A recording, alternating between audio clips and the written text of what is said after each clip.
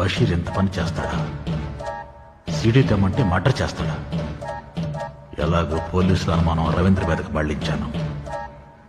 ఈ పాటికి రవీంద్రని సెల్లులో పెట్టి. సార్, రవీంద్ర మీరా? అదేంటి సార్ అలా దెయ్యాన్ని చూసినట్టు చూస్తున్నారు? అబే, అలాంటిదేమీ లేదు. పూజకి అలా అయిన దగ్గర నుంచి నాకు కొంచెం కంగారుగా ఉంది. పోలీసులు మీ ఇంటికి రాలేదా? మీరు పంపారుగా, ఎందుకు రారు?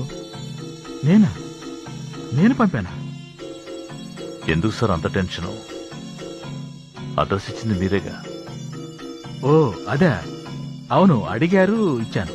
మీరు అలా ఇవ్వడం నాకు చాలా మంచిదైంది. థ్యాంక్స్.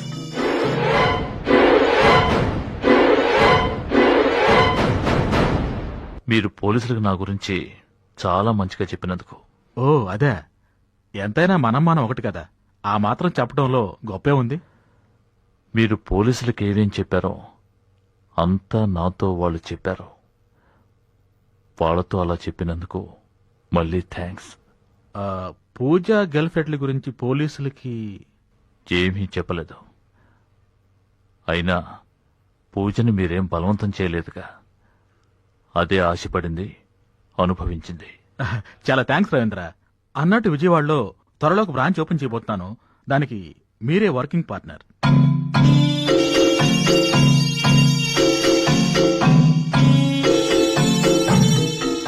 లంచమా? చచా, నీ కష్టానికి ఫలితం. You deserve it. ఈ కేసు తేలే లోపల నన్ను విజయవాడకు పంపిస్తే మీరే పోలీసులకు భయపడి నన్ను పంపించేశారని అందరూ అనుకుంటారు. బషీర్ని పంపించినట్టు నన్ను కూడా కదూ? అబ్బే, అలాంటిదేం లేదు రవి. నాకంతా తెలుసు, కానీ పోలీసులకు తెలిస్తేనే కష్టం. అయినా తప్పులు చేస్తున్నప్పుడు లేని భయం ఇప్పుడు ఎందుకండి? నిండా మురిగిన తర్వాత చలికి భయపడటం మూర్ఖత్వం. నా మూలంగా మీ గురించి పోలీసులకి ఏమీ తెలియనివను. కర్ణుడు చచ్చేంత వరకు దుర్యోధనుడికి ఏ ద్రోహం చేయలేదు. నేనంత గొప్పవాని కాకపోయినా మా ఇద్దరి పాలసీలు ఒక్కటే.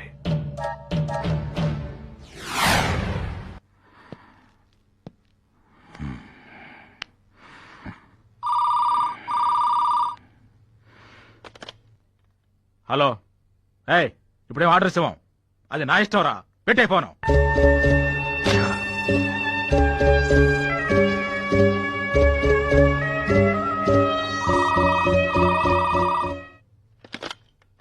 రేయ్, ఒకసారి చెప్తే అర్థం కాదు.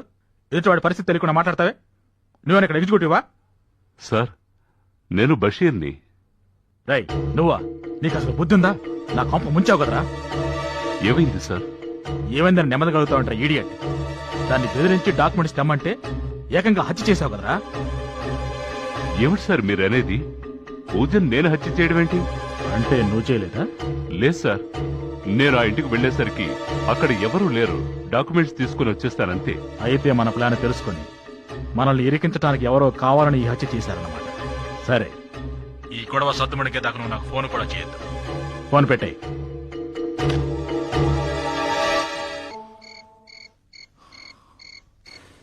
సో మీ ఆయనకి అనుమానం వచ్చిందట? ఏమో, ఆయన ప్రవర్తనలో అంతగా మార్పు లేదు. బట్ ఆయన మాటలు ఎందుకో ఒక్కొక్క మాట గుండెల్లో గుచ్చుకుంటున్నట్టుగా ఉంటుంది. ఒక పక్క అవినాష్, ఇంకో పక్క మీ ఆయన. సుధా, కొన్ని రోజులు మనం కలుసుకోపోవడం మంచిదేమో. అమర్, నేను మాత్రం ఉండలేను. సుధా,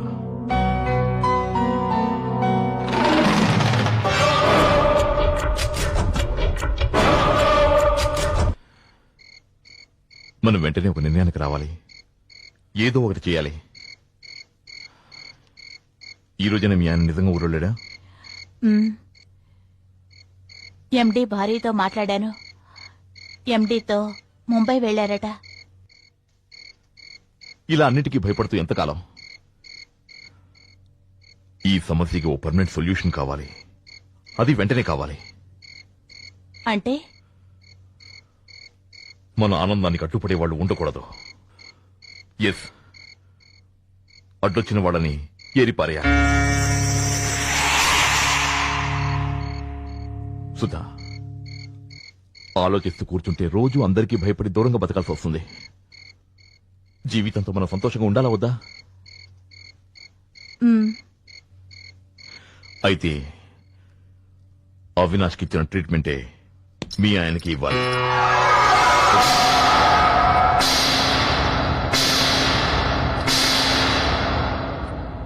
సుధా, మరో దారి లేదు.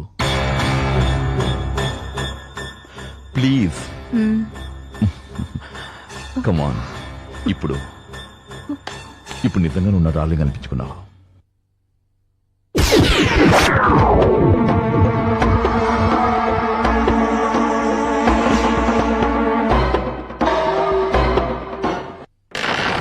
అంతం కాదు, ఆరంభం.